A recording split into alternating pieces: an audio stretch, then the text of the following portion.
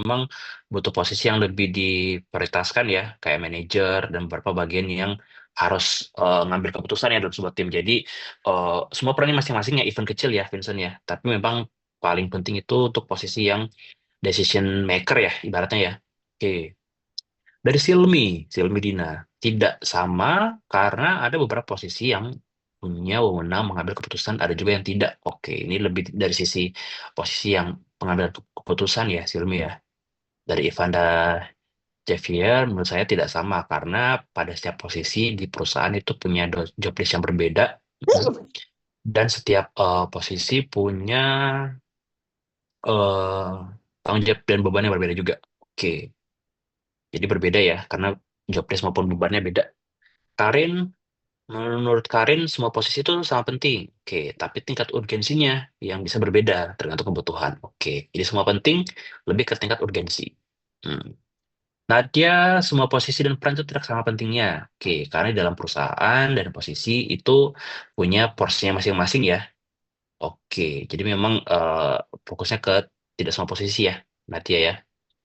Aldi tidak juga sama, karena beberapa posisi khususnya di bidang krusial di industri tertentu memang jantung perusahaan. Yang lain dapat diselingi atau job lain tidak mendesak. Oke, jadi fokus cari jantungnya dulu ya, karena yang lain itu nanti bisa jadi selingan ya Aldi ya.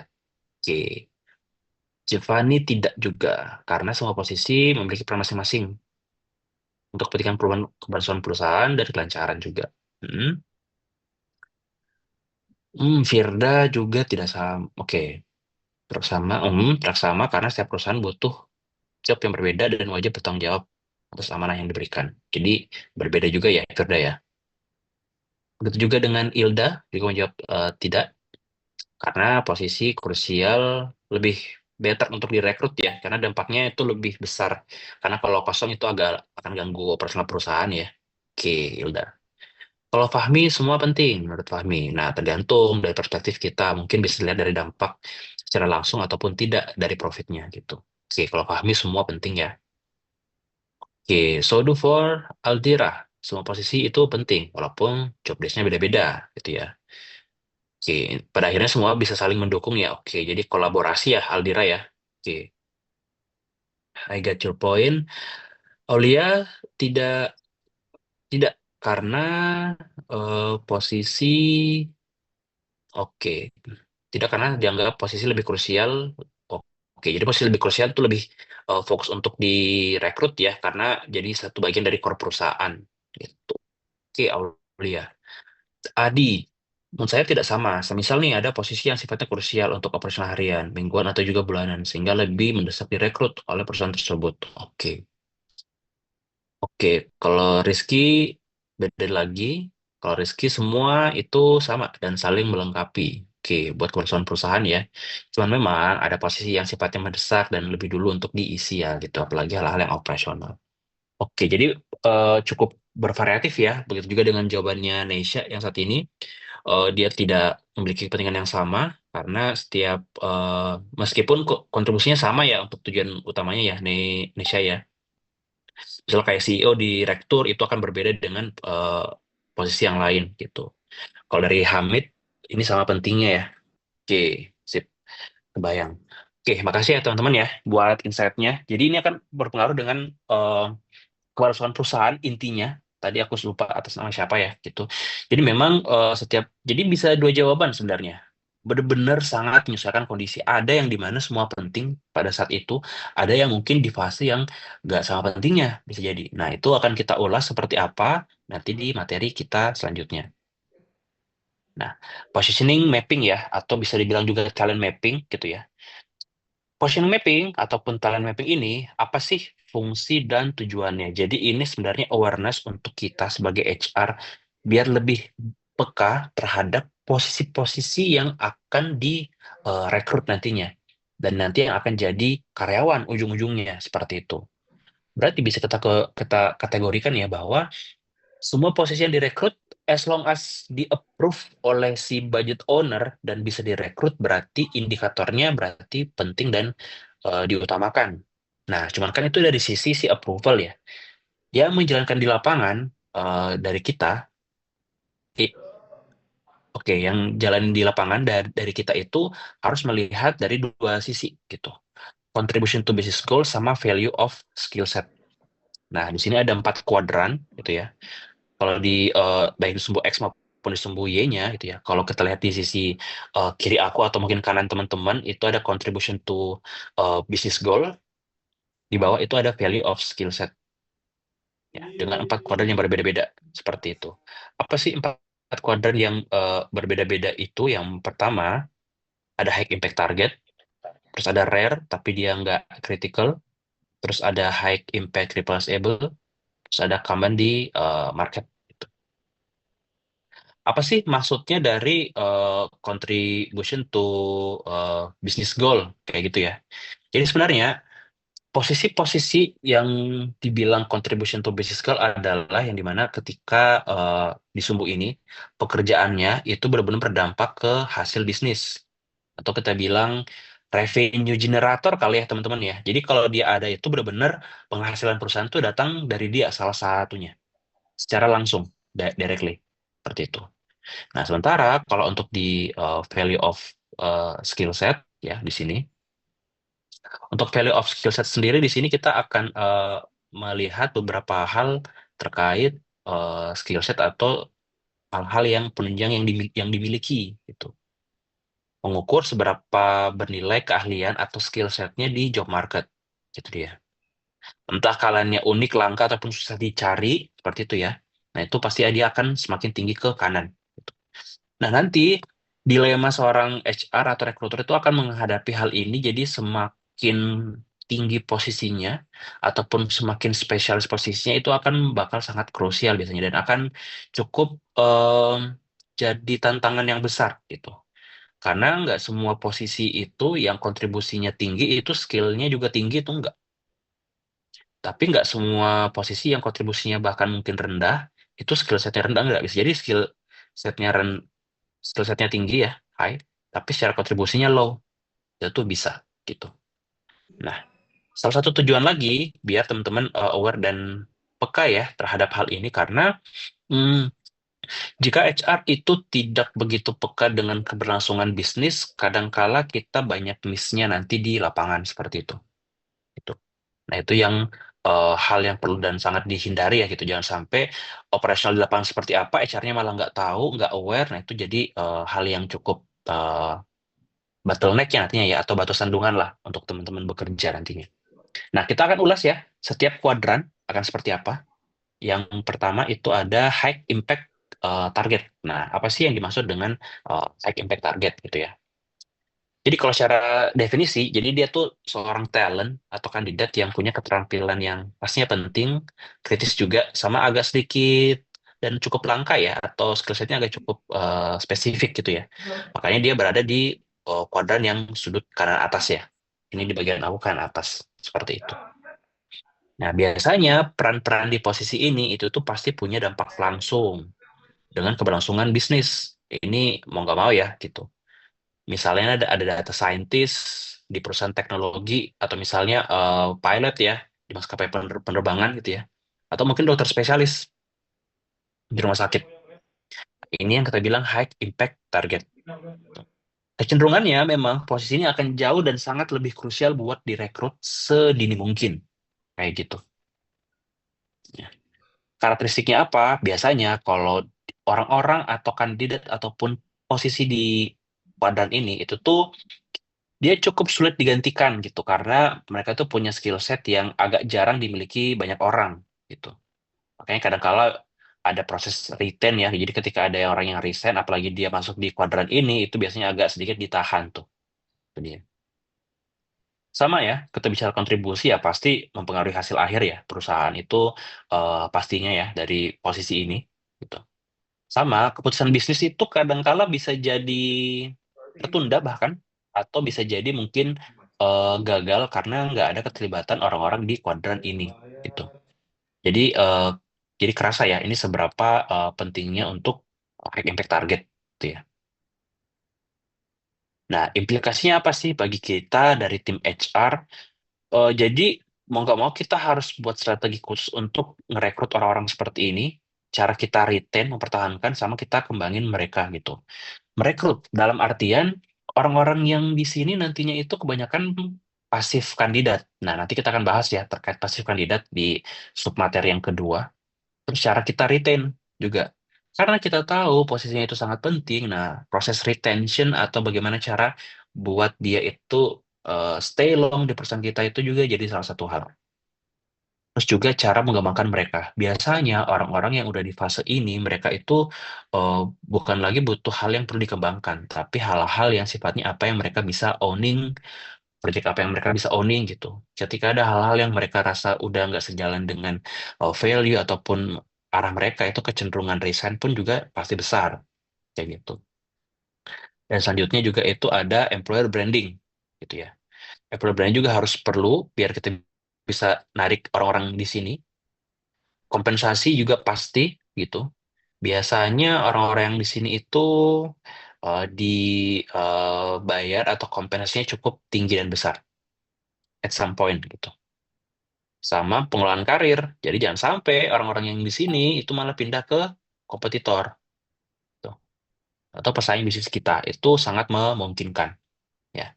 Jadi seperti ini ya teman-teman yang kita bilang high impact target ya. Jadi cukup terbayang. Nah, nextnya kita akan masuk ke rare non-critical. Apa sih maksudnya rare non-critical? Jadi orang-orang yang dia tuh punya keterampilannya tinggi ya, karena dia di sudut kanan bawah ya.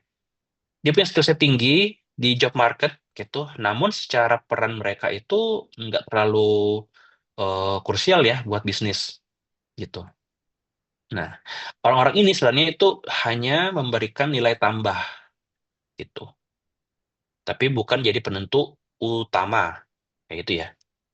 Itu. Contoh misalnya nih, kayak UX researcher ya, kalau perusahaan di early stage yang baru-baru, itu tuh penting banget nih orang ini. Pada saat itu skillnya cukup langka gitu. Walaupun memang mereka tuh secara dampak nggak langsung ke revenue atau bisnis seperti itu. Tapi secara skill set mereka dibutuhkan karena apa? Karena untuk nilai tambah, sama juga untuk jadi supporting dari bisnis itu sendiri gitu. Jadi ibarat kita butuh orang-orang spesialis yang cukup sulit juga ya di lapangan carinya, tapi kita tahu bahwa pun dia ada memang nggak langsung directly terdampak ya ke revenue perusahaan, contohnya seperti itu. Karakteristik biasanya pasti sulit di job market sama butuh waktu buat merekrut pastinya, kayak gitu. Terus juga kontribusinya tetap ada secara pekerjaannya. Jadi semua posisi itu pasti ada kontribusinya ya, walaupun kecil ya. Sama kayak kata siapa tadi di meeting chat aku terlupa gitu ya. Tapi secara keberlangsungan bisnis itu nggak langsung gitu dia. Nah, jika peran ini kosong, itu sebenarnya masih bisa jalan bisnisnya. Cuman memang bakal ada hambatan kecil ya, kayak gitu. Atau misalnya beberapa peluang tuh kita bisa eh, kehilangan gitu. Misalnya UX researcher itu nanti dia bakal riset terkait produk kita, cuman karena dia nggak ada, ya itu menjadi hambatan kecil sama beberapa peluang yang pengen kita dapatkan mungkin di bulan depan itu jadi hilang misalnya. Nah, itu bisa jadi salah satunya. Implikasi bagi HR, merekrut ini tuh lebih ke jangka panjang, jadi memang nggak harus mendesak. Biasanya sih sifatnya lebih ke mid ya, gitu. Proses pencariannya nggak terburu-buru dan bisa disesuaikan dengan timeline dan project tertentu, tergantung usernya, seperti itu. Nah, terus biasanya kalau posisi yang kita rasa kritikal itu alternatif kayak outsourcing atau mungkin kontrak atau mungkin kita freelance itu jauh lebih praktis. Gitu. Biasanya orang-orang dengan skill set yang tinggi itu kan pasti udah punya pekerjaan ya. Mereka kalau misalnya mau pindah kerjaan itu mikir-mikir juga.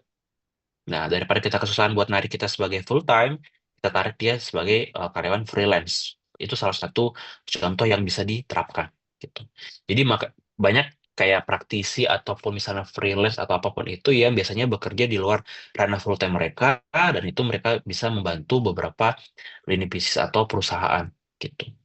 Contoh kayak di tempatku saat ini ya, case-nya cukup ada beberapa orang freelance dan memang dia skill set-nya tinggi, susah cari di lapangan, tapi karena kita nggak bisa ikat dia secara full time, ya udah dia bantu kita dari sisi eh, kerja sampingan atau pekerjaan lepas seperti itu. Nah, ini bisa jadi salah satu solusi ya, teman-teman ya. Nah, next ada high impact replaceable. Secara contribute to business itu tinggi banget ya adanya orang ini. Cuman secara value of skill set bisa dibilang di job market mereka cukup banyak ya seperti itu. Jadi memang bisa dibilang relatif mudah ditemukan di pasar tenaga kerja atau kita bilangnya job market untuk orang-orang di sini. Tapi kontribusinya tuh tinggi dia. Contoh misalnya nih, posisi untuk operasional keseharian kayak customer service, sales lapangan, mungkin yang entry level atau mungkin kasir di industri F&B barangkali. Nah, itu salah satu contohnya. Jadi mereka tuh punya peran yang penting banget. Kalau nggak ada mereka, itu malah nggak ada yang ngejalanin bisnisnya ya. Contoh kayak customer service. Anggaplah ada apa namanya clients atau customer kita itu komplain. Nggak ada tim CS-nya, itu siapa yang mau nanganin komplain? Atasannya atau yang punya perusahaan? Itu pasti enggak kan? Dalam struktur tertentu gitu. Jadi posisi mereka itu sangat penting. Kayak sales juga pastinya tim sales lapangan ya, apalagi mungkin yang masih junior gitu ya. Itu mereka revenue generator, even levelnya masih entry level, tapi mereka dampaknya tuh besar banget gitu. Soalnya buat kasir juga gitu. Kalau mungkin sistem di kasirnya itu masih belum self service ya, mau nggak mau itu sangat penting dan krusial gitu ya. Walaupun kalau bisa dibilang secara di job market mereka ini cukup relatif mudah ditemukan, tapi dampaknya itu besar gitu. Nah, karakteristik biasanya peran krusial dalam operasional bisnis sehari-hari tuh.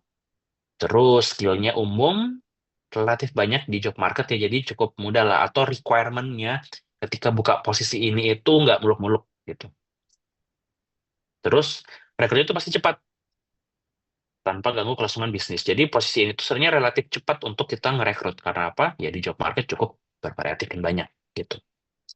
Jadi service level agreement atau KPI-nya tim HR atau apapun itu untuk posisi ini seminggu pun bisa selesai sebenarnya untuk nyari satu orang seperti itu. Jadi cukup cepat. Bahkan lebih dari satu pun bisa sebenarnya seperti itu. Implikasi bagi HR, jadi sebenarnya di sini itu kita bakal fokus ke apa? Ke kecepatan sama efisiensi kita ngerekrut gitu. Sampai yang paling nyata dan saat ini pun aku handle, contoh aku rekrut customer service itu cukup cepat sebenarnya. Kayak gitu. Karena mereka kan harus continue ya pekerjaannya dan mereka harus fokus juga. Terus penting juga buat jaga retensi turnover. Nah, biasanya posisi-posisi yang di sini itu turnovernya sangat tinggi. Pasti ada yang resign. Minimal sebulan lah atau 2 bulan sekali tuh ada yang resign biasanya. Kenapa cukup tinggi? Karena secara di high impact replaceable ini mereka tuh dituntut untuk impact-nya besar gitu ya. Impact-nya besar tapi hasil yang mereka terima itu memang nggak sebesar itu at some point gitu. Nah, turnover mereka tinggi. High impact ini beberapa posisi nggak cuma entry level ya, baik yang mid ataupun yang levelnya tinggi juga ada seperti itu. Gitu. Jadi retensi di sini cukup besar. Jadi semakin dia ke atas, yang kontribusi ke bisnis itu tinggi, tingkat retensinya itu jauh lebih besar juga. Sama kayak di high impact target ya tadi, gitu. Salah satu poin pentingnya itu retensi buat kita ngejaganya. Gitu dia. Oke, sekarang yang kuadran terakhir atau kita sebutnya common di market ya. Berarti maksudnya apa sih? Nah, enggak terlalu krusial, terus mudah ditemukan. Itu dua kata kuncinya, gitu ya. Jadi di posisi ini tuh mereka secara krusial itu enggak juga, eh, dampaknya ada tapi nggak besar. Kalau di job market juga gampang atau mudah dicari karena secara level of skill set juga dia nggak high seperti itu. Nah biasanya peran itu dukung operasional, namun kontribusinya itu nggak mendapat langsung ke inti bisnis gitu. Karakteristik nih, skillnya itu bersifat umum ya. Terus kita nggak butuh effort besar buat kita rekrut atau buat kita cari. Nah, terus kalau posisi ini kosong, itu tuh dampak ke bisnis itu minim, gitu ya. Nah, apa sih implikasi ke HR dengan kita melihat atau aware terkait kuadran D ini ya, yang paling di sudut kiri bawah. Biasanya rekrutmen fokusnya itu ke efisiensi dan biaya, gitu. Jadi memang kita sebisa mungkin lebih minimum effortnya dari sisi budgeting di sini, tuh. Terus training internal bisa lebih cepat dilakukan karena skill mudah dipelajari. Ya. Jadi memang posisi ini tuh cukup gampang dipelajari even orang-orang yang baru pun sebenarnya kayak gitu. Retention atau cara kita buat mereka long stay itu bukan jadi prioritas utama karena penggantinya pun juga mudah didapatkan sebenarnya. Jadi enggak poin retensi ya. Sementara kalau di impact replaceable sama di high impact target kuadran A sama C kita fokus ke retensi biar mereka tuh stay long di perusahaan kita gitu ya. Nah, boleh di meeting chat deh teman-teman. Kira-kira di kuadran D atau common di market ini itu tuh posisi apa aja yang teman-teman kepikiran gitu. Boleh di meeting chat ya. Kira-kira apa yang kayaknya ini masuknya di kuadran D deh. Nah, untuk pertanyaan dari Zhang Lian, ntar aku izin jawab setelah ini ya. Ntar ingetin aku lagi ya. Oke, nah lanjut teman-teman. Ada yang bisa beri contoh? Boleh di-tap di meeting chat ya. Nggak usah takut salah, nggak ada jawaban salah dan benar ya. Kira-kira posisi apa sih yang, oke, Aldi, office boy atau office girl? Vincent, office boy. Oke, ada yang lain? Barangkali posisi ini? Selain cleaning service ya, atau office boy, office girl ya. Mungkin yang teman-teman lihat di sekitar pun juga bisa sebenarnya. Posisi-posisi yang kamu di market. Oke, Ilda, security. Ivanda, waiters. Oke, oke. Anything else barangkali? Admin, oke. Mungkin in general, admin apapun itu kali ya, Haliza ya. Oke, udah ada yang bilang office boy, girl, security, waiters, admin. Sales juga at some point, hmm, ya impact replaceable sih, Ilda ya. Sales tuh, karena kalau nggak ada orang-orang sales tuh nggak ada pemasukan biasa-biasanya, kayak gitu. Dia masuk kuadran C sebenarnya, lebih tepatnya kuadran C nih, Ilda. But it's okay. Ada yang lain nggak nih, Ilda, barangkali yang kepikiran? Kasir at some point bisa di C, bisa di D. Memang tergantung kondisi restonya ya, kayak gitu ya. Kalau misalnya mungkin kasirnya itu di common di market, mungkin tim lain tuh bisa bantu uh, handover kasirnya itu bisa juga. Oke. Ada lagi teman-teman yang kepikiran common di market apa aja? KOL, admin, marketing staff juga iya.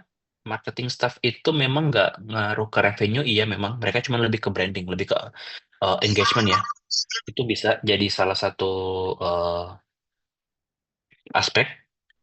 Cukup mudah juga dicari marketing itu, yes. Oke, sip. Cukup terbayang ya. Jadi overall, nah resepsionis bisa kan cukup mudah dicari ya. Oke, cukup kebayang ya teman-teman ya sebenarnya. It doesn't mean posisi-posisi yang ada di meeting chat ini itu nggak penting, itu kontribusinya juga ada, walaupun minim, tapi keberlangsungan perusahaan itu butuh mereka-mereka semua. Butuh OB, butuh security, waiters, admin, kasir, resepsionis, QL atau misalnya admin ya, itu tuh tetap dibutuhkan gitu.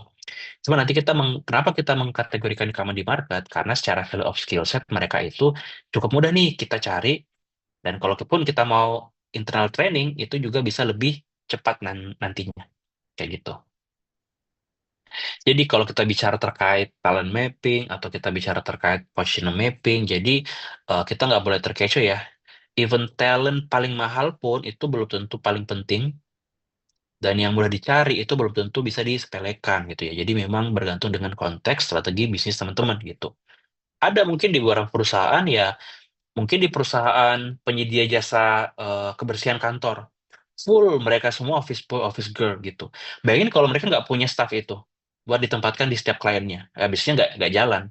Bisa jadi mereka itu masuknya di kuadran high impact target, bisa, atau makan high impact replaceable. Ya mungkin dari sudut pandang kita sebagai end user dan pengguna jasanya itu kita bilang di common market, tapi bagi mereka penyedia jasa mungkin bisa masuk di high impact replaceable bahkan seperti itu.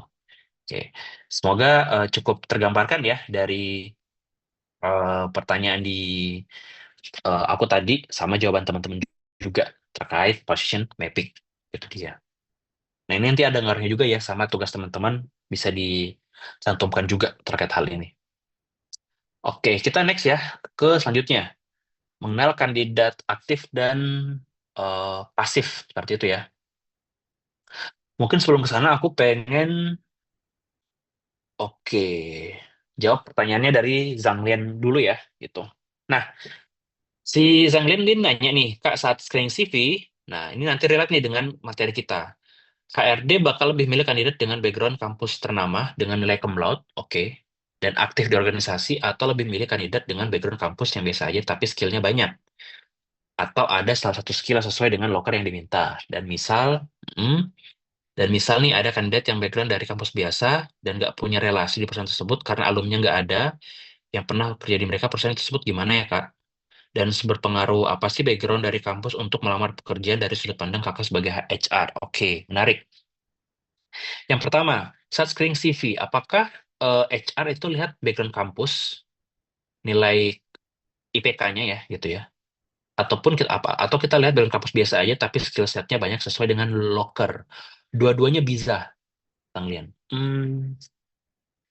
Beberapa perusahaan, quote unquote, biasanya memang punya preferensi tertentu dalam melihat universitas, apalagi spesifik jurusan. Itu. Aku pernah riset kecil-kecilan dari interview waktu itu udah 2 tahun yang lalu sih sebenarnya itu dari beberapa universitas dengan jurusan yang sama tingkat pemahaman itu memang bisa berbeda-beda seperti itu. Itu happens terjadi. Nah biasanya user-user dengan di bagian top management atau level tertentu kadang-kala punya requirement spesifik pengen dia dari uni apa, pengen dari kampus mana seperti itu. Nah itu kadang-kala memang ada spesifik seperti itu. Tapi apakah kita sebagai HR itu ingin ikutin atau enggak? Ya enggak.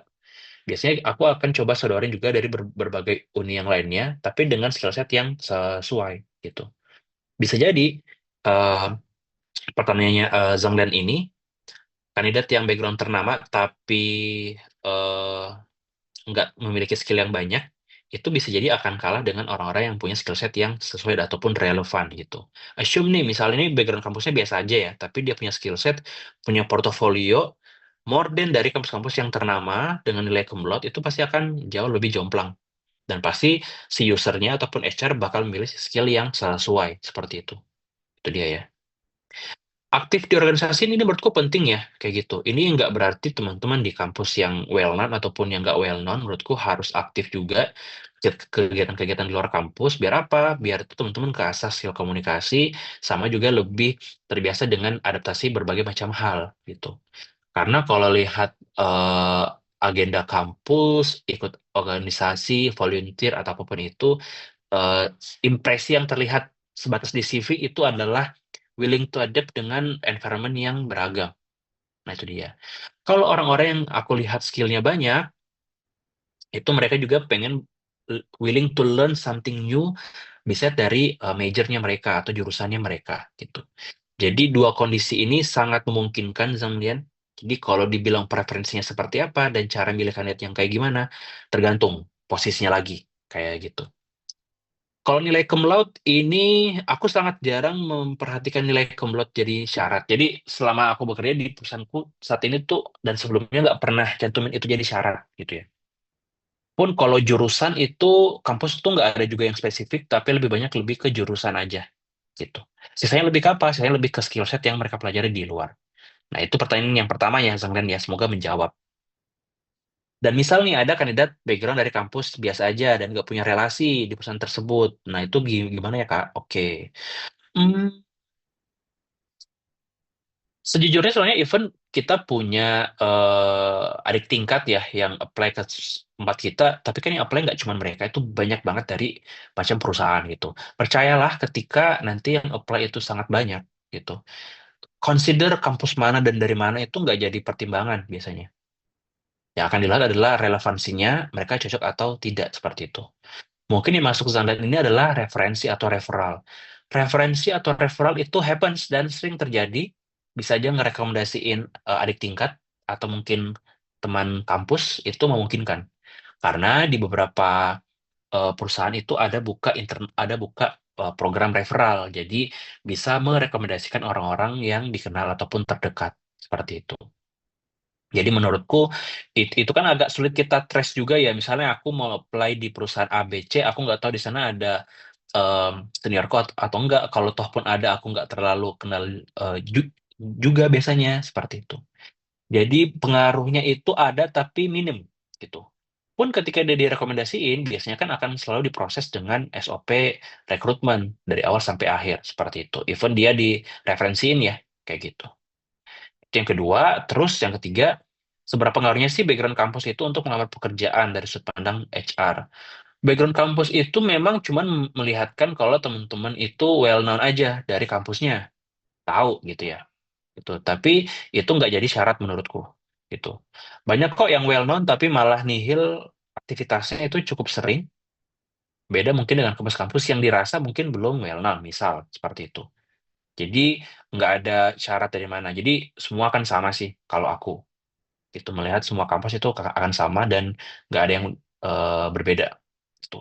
Spesifiknya aku lebih senang melihat orang-orang yang cukup aktif dari CV-nya yang terlihat ya, paling simpel seperti itu, dan beragam aktivitas yang diikuti, willing juga buat belajar hal yang baru, itu jadi poin plus.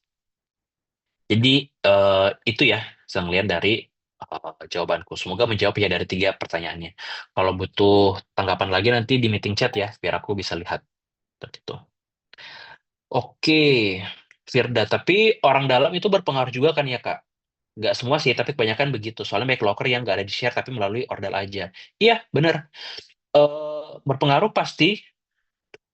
Kenapa banyak locker yang nggak di-share? Karena biasanya kondisinya carinya dari internal hiring nih, Firda. Contoh kayak di tempatku saat ini. Banyak beberapa posisi itu memang kita nggak share publik gitu. Kita bukannya malah internal hiring. Jadi orang-orang yang berada di perusahaan itu tuh bisa mutasi ke posisi yang baru.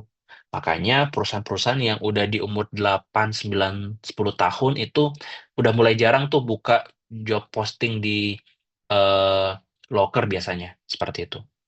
Nah itu konteksnya seperti itu ya, Firda ya. Karena untuk proses pengadaan kandidat itu juga nggak langsung bisa di-approve. Harus dicek juga budgetnya ada atau enggak. Jadi even aku punya kenalan dan pengen langsung rekomendasi itu juga nggak semudah itu biasanya. Itu dia. Dan biasanya kalau lowongan yang nggak di-share itu posisi-posisi kritikal atau posisi yang high level itu agak jarang di-share biasanya. Pasti akan selalu dari referensi.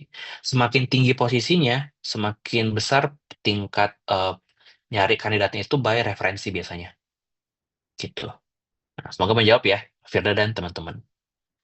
Lanjut ke materi yang selanjutnya, ini relate juga ya nanti dengan pertanyaan teman-teman. Tuh. Mengenal kandidat aktif dan pasif gitu. Apa sih kandidat aktif dan pasif? Jadi ketika orang-orang apply atau kita nyari kandidat, kita harus bisa bedain ya. Source-nya itu pengen cari dari aktif atau pasif. Maksudnya apa? Jadi kalau aktif kandidat itu adalah orang-orang yang langsung apply. Jadi directly apply ke lowongan kerja tersebut. Misal kayak Puji sama Tiara atau sama Aviatul ya ini dia lihat ada lowongan em, account eksekutif gitu ya. Udah langsung apply. Jadi aku bisa state Puji, Tiara sama Aviatul ini adalah aktif kandidat. Jadi dia willingness to apply. Jadi dia langsung apply gitu. Sementara kalau pasif, kebanyakan itu dia tidak sedang cari pekerjaan gitu. Tapi rekruter itu kudu jemput bola buat nawarin posisi tersebut. Nah, aku juga beberapa momen cukup sering seperti ini, teman-teman. Jadi, beberapa posisi yang cukup sulit untuk direkrut, atau kalau tadi kita lihat di kuadrannya value of skill setnya itu tinggi, itu biasanya aku malah nawarin pekerjaan. Seperti itu. Karena kenapa? Beberapa yang apply malah di luar dari skill set yang dibutuhkan, nggak sesuai dengan requirement, orang-orang di job marketnya itu nggak terlalu banyak biasanya, pun kalau banyak mereka itu prefer nggak cari kerjaan yang baru, seperti itu. Nah, biasanya pasti ini adalah orang-orang yang kita tawarkan pekerjaan. Nah, sekarang itu momennya udah nggak lagi tuh rekruternya nunggu bola, kita tuh juga kadang jemput bola juga, gitu. Kalau memang kita lihat profilnya oke dan menarik, dan kayaknya cocok deh, udah kita tawarin, seperti itu. Nah, itu dia ya, cara membedakan aktif sama pasif kandidat, seperti itu. Nah, ini salah satu tulisan di Harvard Business Review tahun 2001 dan menurutku masih eh, relate ya sampai saat ini gitu ya. Jadi sebenarnya company itu, perusahaan itu bakal establish ya trusting relationship gitu. Jadi bakal increase well-informed and restless applicant pool and workforce gitu ya. Jadi memang ke depannya hingga saat ini pun masih happens ya bahwa jalin relasi itu nggak cuman dengan orang-orang yang apply secara langsung, tapi orang-orang yang nggak apply pun juga itu relasi yang pas. Tidak sedikit orang-orang yang aku tawarin kerjaan itu mereka nggak lagi open buat opportunity. Tapi at some point mereka tuh kadang ngerekomendasiin, ya maaf, maaf ya Mas Satuan, aku lagi nggak open nih buat opportunity yang baru saat ini gitu. Tapi aku ada teman dan rekan yang kayaknya cocok nih Mas Satuan untuk posisi ini. Jadi dia akan ngerekomendasiin. Cukup banyak rekomendasi CV aku malah terima dari kandidat itu sendiri. Seperti itu. Nah, itu salah satu bentuk relationship yang aku lakukan dan selalu sejatinya HR spesifik di recruiter itu lakukan seperti itu. Apa sih insight yang bisa kita dapatkan dari mengenal kandidat aktif dan pasif ya? Jadi kandidat pasif itu bisa dibilang kayak treasure ya, kayak harta karun tersembunyi sebenarnya. Karena dulu kita kan pilih banyak applicants dari active job seekers ya, tapi internet atau media saat ini tuh rekruter malah bisa nemuin ribuan pasif kandidat gitu. Karena memang kita lihat profil atau perjalanan mereka itu sangat oke, terus juga mereka punya quality yang pas juga, jadi mereka kadang kita bisa tawarkan gitu. Dan bisa jadi kualitas mereka itu jauh lebih oke sometimes daripada kandidat yang apply secara langsung. Untuk di level tertentu ya, gitu dia. Terus rekrutmen tuh adalah marketing sebenarnya. Jadi kita sales nyari orang, kita juga nge-brandingin at some point gitu. Ya. Nah, di artikel ini juga tuh ngejelasin kalau cari kandidat aktif maupun pasif ya hampir mirip ya. Bagaimana cara kita narik customer kita ya, atau konsumen deh gitu. Branding, reputasi, ads perusahaan atau iklannya itu mempengaruhi orang buat mencoba seperti itu. Apalagi pasif kandidat ya gitu. Pasif kandidat itu mereka hanya mau ataupun tergoda kali ya bahasanya quote unquote ya, itu kalau punya branding atau citra perusahaan itu yang oke punya gitu. Jadi mereka juga kadang-kadang nggak asal mau juga ya terima opportunity. Gitu. Itu yang kedua. Terus yang ketiga itu ada kecepatan adalah kunci ya, atau cara kita ngerekrut gitu ya. Pasif kandidat itu menarik berbagai macam recruiter dari atau di luar perusahaan teman-teman gitu. Nah, jadi kita tuh harus gerak cepat ya, kayak 24 per 7 biasanya. Karena misalnya aku lagi approach Imam Hoir ya. Imam Hoir ini salah satu security engineer specialist gitu ya. Dia punya skill set yang mumpuni di ranah cyber security, yang aku rasa ini oke punya untuk perusahaan di sini, sesuai dengan apa yang user dan aku cari. Tapi bisa jadi Imam Hoir ini yang approach nggak cuma Atuan. HR dari perusahaan lain pun juga approaching his as well. Kayak gitu. Jadi benar-benar kita harus bisa tarik atau cari dengan cepat juga. Dan prosesnya, kalau misalnya kita eh, proses kandidat yang pasif itu juga nggak boleh lamban. Seperti itu. Itu dia ya, teman-teman, cara kita mengenal kandidat aktif dan pasif. Dan nanti di sesi ketiga, aku pengen coba teman-teman bisa ke-highlight juga jadi pasif kandidat yang oke punya. Gitu ya. Dari LinkedIn nantinya. Itu jadi salah satu tools yang masih jadi primadona hingga saat ini. Buat nyari pasif kandidat. Itu dia. Oke, itu dia ya, teman-teman. Terkait pasif dan aktif kandidat. Sekarang kita next coba selesai jam 8 biar 30 menit kita bisa Q&A ya, teman-teman ya. Mungkin teman-teman yang ada pertanyaan ya dari pasif sama aktif kandidat yang terbesit sekilas ataupun sedikit langsung di meeting chat ya, biar nggak kelupaan nantinya. Kayak gitu. Oke, tadi kita udah tahu tuh sumber kandidat tuh bisa datang dari mana aja ya. Bisa datang dari yang apply, bisa datang dari yang kita tawarin gitu. Nah, biasanya kan setelah itu kita bakal screening atau banyak yang bilang juga nge-shortlist kandidat gitu. Jadi resume screening atau CV screening itu adalah tahap pertama buat kita ngecek dan memastikan apakah dia tuh punya kualifikasi, skill set, keterampilan, sama pengalaman yang sesuai dengan posisi yang dilamar. Seperti itu. Nah, ada dua cara buat kita screening. Secara langsung sama pakai alat bantu atau misalnya scorecard gitu. Kalau teman-teman sudah terbiasa untuk melakukan proses hiring dan rekrutmen, itu lihat CV-nya pun langsung bisa di-screening gitu ya. Kayak aku pun ketika nih lagi cari posisi dan lihat CV-nya itu bisa lihat secara langsung. Jadi aku nggak butuh alat bantu atau scorecard. Tapi kalau teman-teman nantinya masih baru, nggak apa-apa, pakai scorecard, scorecard aja. Itu bisa membantu teman-teman biar jauh lebih kuat justifikasinya. Nah, yang pertama, CV secara langsung. Ada 5 hal yang biasanya aku lakukan kalau ngecek CV secara langsung ya. Either itu aku cek secara CV yang tradisionalnya, yang pakai PDF ya, kayak biasa. Sama cek di LinkedIn itu ada 5 poin. Pertama, CV-nya tuh jelas pasti. Itu ada relevansi sama persyaratan pekerjaan. Jadi aku pastiin requirement dari posisi yang aku cari itu apakah ada di CV mereka atau tidak. Nah, aku hanya bisa menjustifikasi maksimal sebatas itu pastinya. Karena kalau secara personality aku nggak bisa tahu karena belum interview, gitu ya. Jadi benar-benar CV itu menjadi gerbang utama ya. Terus kita lihat tuh selain requirement-nya kita lihat juga job desk-nya dia. Apakah sama job desk-nya dari apa yang kita cari sama apa yang dia lakukan juga. Walaupun katanya berbeda-berbeda ya, tapi makna atau poin itu bisa serupa ataupun hampir sama seperti itu. Makanya ketika buat CV itu bisa mungkin dipaparkan day to day apa yang teman-teman lakukan itu apa di pengalaman teman-teman, entah pas organisasi, pas volunteer, aktivitas kampus, organisasi atau apapun itu dicantumkan gitu. Karena selain kita lihat requirement, kita lihat day to day-nya gitu. Bisa jadi requirement-nya pas tapi day to day-nya berbeda. Nah, itu jadi bahan consideration biasanya. Terus pencapaian gitu. Nah, kalau teman-teman punya achievement, apapun achievement itu dimasukkan juga di CV atau di eh, profile teman-teman. Nah, ini jadi added value ya, kayak nilai tambah gitu. Jadi bisa jauh lebih menarik nih profile teman-teman. Nah, spesifik untuk orang-orang yang sudah pernah bekerja, itu kadang-kala aku lihat juga pertumbuhan sama pergerakan karirnya dari perusahaan satu ke perusahaan yang lainnya, gitu.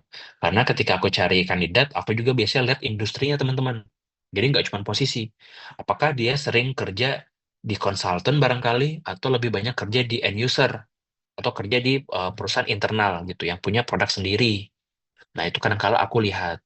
Biasanya ketika aku cari posisi juga aku punya preferensi dan userku punya preferensi. Oke, Mas Atuan, kayaknya kita cari orang-orang yang dulunya kerja di consulting aja deh, gitu. Kayaknya bakal bisa adapt dengan environment kita saat ini, gitu. Rather than kita cari orang-orang yang kerja di end user atau di handle produk sendiri, seperti itu. Nah, itu bisa jadi salah satu hal nantinya. Itu dia ya. So, ada keyword. Nah, sebenarnya keyword-keyword spesifik, entah skill set, hard skill, ataupun tools dan hal teknis lainnya, itu juga jadi salah satu syarat. Contoh, aku pernah cari kandidat yang harus ada sertifikasi tertentu.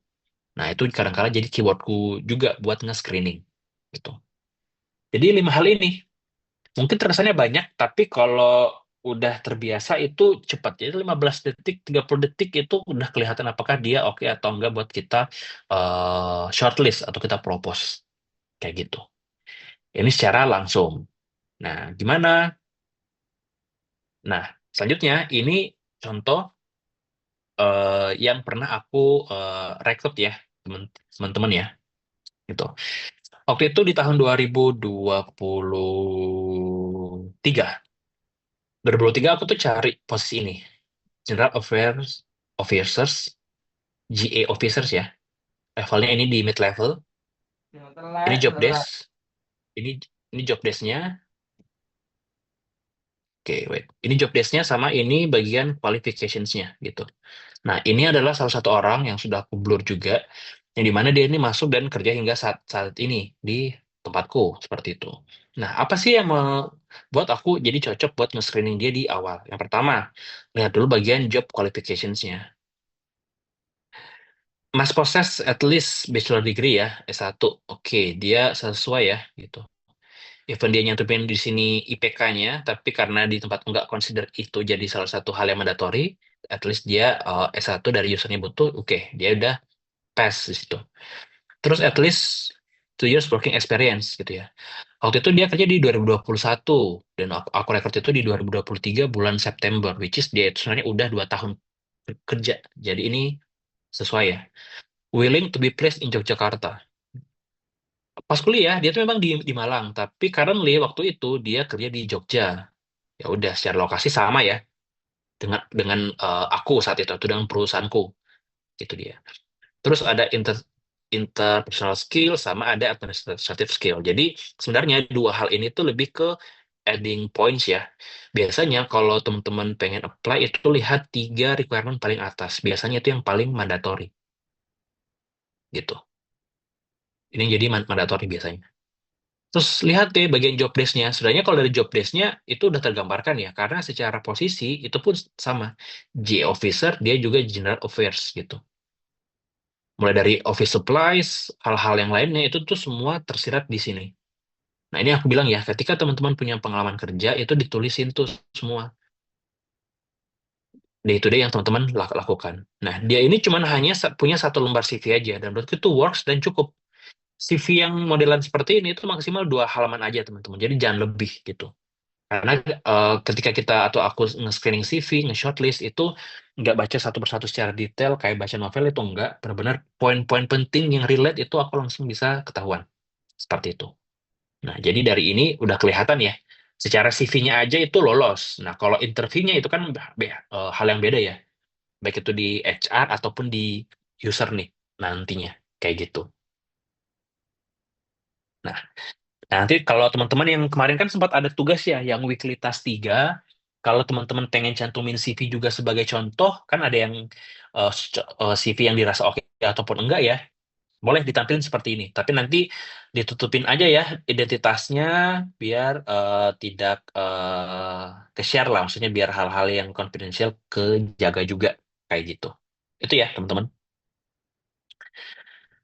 Oke, shortlist pakai scorecard. Nah, ini tuh membantu buat teman-teman yang mungkin yang masih agak ragu kalau misalnya aku pengen shortlist tuh kayak gimana sih. Tapi aku belum berani nih kalau misalnya secara langsung takut kelewat gitu. Nah, contoh kayak tadi di bagian kriteria atau job qualifications itu kadang-kala kan kita cek dari 3 teratas ya gitu. Nah, biasanya kalau aku atau mungkin dulu internku itu tuh aku buatin kayak gini. Ini nggak ada format atau template dan Excel-nya. Silahkan dibuat di media apapun, mau pakai Excel boleh, tapi template-nya kayak gini. Jadi, dari setiap job qualifications, mana yang dirasa paling heavy bobotnya? Nah, kalau kayak tadi, bagian J officer, dari usernya itu bobot paling besarnya itu di pengalaman kerja. Terus at least S1. Terus dia masih ditempatkan di Jogja. Kalaupun dia mungkin pada saat itu nggak di Jogja pun nggak apa-apa. Nanti kan kita bisa tawarin sebenarnya apakah mau relokasi atau enggak, kayak gitu. Nanti disandingkan deh semua kandidat. Anggaplah bobot yang poin pertama 50%, 35 sama 15%. Nanti tinggal di checklist aja mana kandidat-kandidat yang mempunyai 3 kriteria utama ini. Nah, itu yang berhasil di shortlist sebenarnya. Nah, contoh ya yang seperti kandidat 1, 2, sama 3 saat ini. Nah, setiap di sini tuh punya berbeda-beda ya gitu. Semuanya punya pengalaman kerja, tapi nggak semuanya S1, tapi nggak semuanya bersedia ke Jogja, seperti itu ya. Nah, jadi kandidat yang ketiga ini di-consider untuk di shortlist terlebih dahulu gitu. Even mungkin dia nggak bersedia di Jogja, tapi nanti kita bisa tawarin ya, seperti itu. Nah, ini jadi salah satu cara buat nge-shortlist kandidat ya, teman-teman. Ini nggak ada template, nggak ada Excel, tapi ini membantu teman-teman nanti untuk screening gitu. Berlaku untuk semua posisi. Cara buat kriterianya seperti apa? Ya udah dari job requirement atau job qualifications-nya. Gitu dia. Bobotnya juga nanti diskusi sama usernya mana yang dirasa sangat-sangat perlu untuk ditinggikan. Nah, kalau aku bagi bobot seperti ini, 50, 35, sama 15. Baru deh dijabarin kandidat-kandidatnya. Nah, kalau teman-teman sudah terbiasa, udah tahu bobotnya seperti ini, nanti kan as time goes by, nge-screeningnya langsung aja. Jadi nggak perlu pakai scorecard lagi biasanya. Jadi akan jauh lebih alami dan natural. Tuh. Ini hanya masalah waktu aja sebenarnya, kayak gitu. Itu dia ya, teman-teman, untuk apa namanya, di bagian ini tahap penyaringan. Nah, nextnya di sini aku mau bahas terkait seleksi kandidat ya. Coba aku cek di sini tadi ada pertanyaan ya dari siapa nih? Dari Wildan. Oke. Habis ini ya Wildan, aku bantu jawab pertanyaannya ya. Ini materi terakhir kita subnya. Oke. Jenis seleksi dan rekrutmen. Jadi teman-teman, selama aku bekerja itu ada 4 tahapan yang pernah aku temui dan hadapi dan bantu support dalam proses seleksinya. Yang pertama itu ada psikotes, studi kasus, keterampilan teknis atau kita bilang technical test. Terus ada simulasi kerja. Simulasi kerja ini benar-benar pekerjaan yang hampir serupa dengan apa yang mereka lakukan nantinya, seperti itu. Nah, ada 4 jenis tes yang umumnya dan sering dipakai, tapi tes ini 4 dari berbagai macam rangkaian tes ataupun jenis tes yang ada. Jadi benar-benar tergantung dengan jenis industri dan perusahaan tersebut. Mau ngadain atau tidak, gitu. Nah, aku pengen bebedah fokus utamanya apa dari 4 tes ini sama apa yang perlu dipertimbangkan, gitu ya. Yang pertama, kalau perusahaan butuh psikotes, memang perusahaan itu mengedepankan tentang kepribadian sama kognitif ataupun emosi dari si kandidat. Nah, gitu. Nah, ini yang biasanya perlu dilihat ya dari hasil psikotesnya. Cuma nanti yang teman-teman perlu pertimbangkan, apakah skor tes ini bisa menjamin kinerja mereka itu bagus, bagus atau tidak ketika bekerja, gitu. Ya, ini yang perlu dipertimbangkan. Ini it doesn't mean psikotes itu nggak penting ya. Ini penting untuk nge-screening secara personality gitu. Nah, ketika kita tahu personality seperti itu, si usernya mau nerima atau tidak gitu. Dan biasanya korelasi kepribadian itu biasanya akan berbeda dengan etos kerja yang terjadi di lapangan. Karena dinamika kerja di lapangan itu bisa membuat orang-orang itu shifting proses kerjanya kayak gitu. Nah, ini nanti yang perlu dipertimbangkan ya buat psikotes. Pun kalau psikotes aku nggak akses secara langsung, pakai biro juga, pakai pihak ketiga, karena kalau bicara psikotes harus punya sertifikasi tertentu ya dan dari spesifik eh, peran tertentu yang bisa melakukan gitu. Kita HR lebih ke menjembatani atau menjadwalkan aja proses psikotesnya atau tesnya. Jadi kita nggak buat langsung gitu. Sama juga dengan simulasi kerja kayak gitu atau decision fokusnya lebih ke decision making sama adaptasi dan cara kerja. Simulasi ini biasanya kayak presentasi. Beberapa posisi sales itu tesnya itu lebih ke presentasi gitu. Jadi memang benar pengen melihat mereka secara langsung itu seperti apa ya? Apakah mereka cukup grogi atau mereka ada hal-hal yang lain. Nah, itu yang perlu dilihat ya, teman-teman. Terus ada juga teknis. Nah, ini lebih spesifik. Beberapa posisi kayak software engineer ataupun data analis ataupun yang sifatnya technical itu biasanya pakai technical test gitu. Nah, ini yang perlu dipertimbangkan juga. Biasanya teknisnya itu bagus, cuman attitude-nya itu juga yang perlu diassess. Even ketika interview ataupun ketika mereka jadi karyawan. Dan ada study case, berposisi kayak business analyst ataupun hal yang sifatnya dengan bisnis, itu biasanya buat studi kasus gitu. Nah, itu nggak ada jawaban yang benar. Biasanya kalau studi kasus itu bakal jadi salah satu bahan diskusi ketika di user interview biasanya. Contoh misalnya aku lagi cari business analyst, biasanya ketika selesai HR interview, aku bakal share brief study case-nya, dan brief study case itu bakal dijadikan bahan diskusi sama calon atasannya atau usernya di tahapan user atau final interview. Seperti itu. Jadi ini ya teman-teman 4 hal seleksi yang bisa dilakukan dengan berbagai pertimbangan yang ada. Gitu. Dan ini hanya 4 dari berbagai macam jenis seleksi sebenarnya yang bisa dilakukan. Itu. Kita sebagai HR itu nggak buat soalnya, yang buat itu either user atau menggunakan pihak ketiga, jadi kita tuh membantu memfasilitasi. Seperti itu. Itu dia ya, teman-teman, untuk materi kita di hari ini. Jadi kalau aku bisa bilang materi kita itu di bagian position mapping, jadi kandidat cocok yang seringkali tidak aktif melamar, itu tapi bisa dilirik. Ya, kalau bicara terkait aktif sama pasif kandidat. Terus insight-nya juga, LinkedIn itu jadi jembatan utama sebenarnya dan sangat digunakan saat ini buat jadi CV digital kamu sama personal branding teman-teman gitu ya. Jadi di next session kita bakal remake LinkedIn profile, aku bakal ngasih beberapa insight dan sudut pandang juga. Jadi teman-teman nanti yang tertarik di pertemuan besok ya, itu kita coba revamp LinkedIn-nya biar lebih stand out ya gitu. Jadi teman-teman jauh lebih bisa dilirik juga karena setiap recruiter ataupun HR pasti akan selalu punya LinkedIn gitu. Dan akan selalu melihat kandidat di situ. Itu jauh lebih cepat daripada mereka harus nunggu CV-nya dulu, yang CV by PDF itu ya, yang biasa. Itu sementara kalau LinkedIn kan secara langsung udah bisa kelihatan. Nah, nanti ini kita bakal ulas ya how to remake atau how to use LinkedIn in a very useful way ya di pertemuan tutor besok ya. Gitu. Oke, thank you ya teman-teman buat eh hari ini. Kita masuk ke tahapan Q&A ya. Kita masih punya waktu sekitar 26 menit. Nah, teman-teman yang pengen bertanya boleh ya di kolom chat. Sembari aku mungkin mau melihat nih. Kemarin tuh ada pertanyaan dari si Aisyah.